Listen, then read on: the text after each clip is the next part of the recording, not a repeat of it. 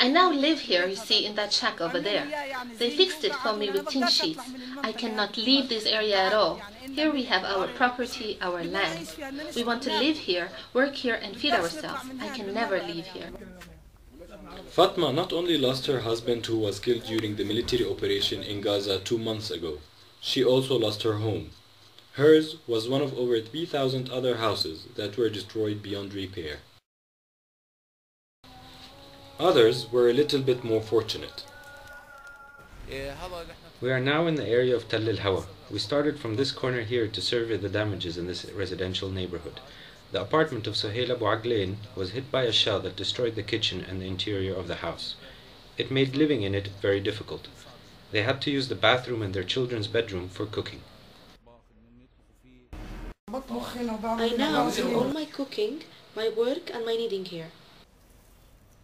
Like more than 7,000 other families, Ghada's house was assessed to have sustained severe partial damages.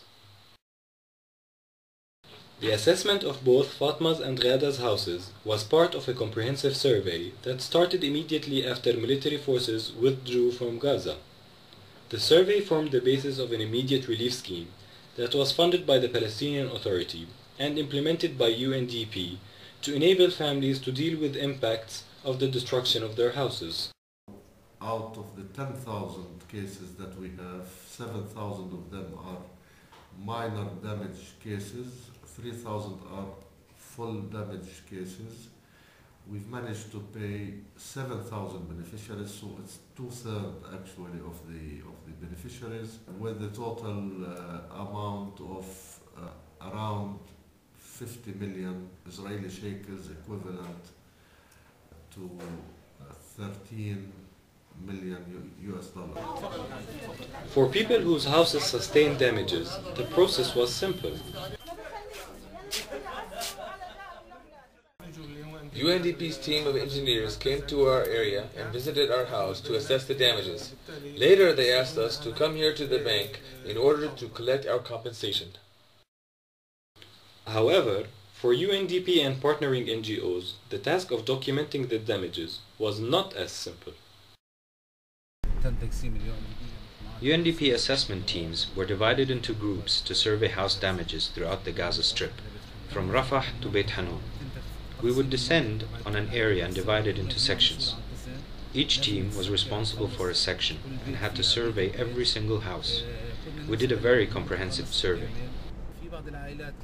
Some families did not have their ownership papers because the house was completely damaged.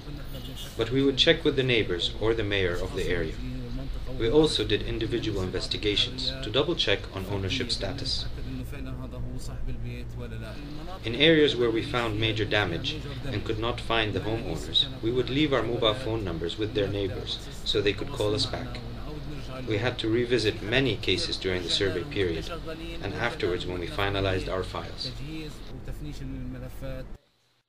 Over 10,000 houses were surveyed, each with a complete assessment file, including a social profile, ownership documents, and an assessment of the damages incurred.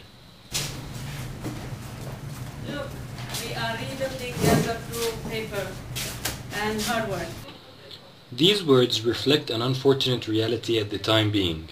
Repair of damaged houses cannot be done until construction materials are allowed into Gaza, which has not been the case for over 2 years.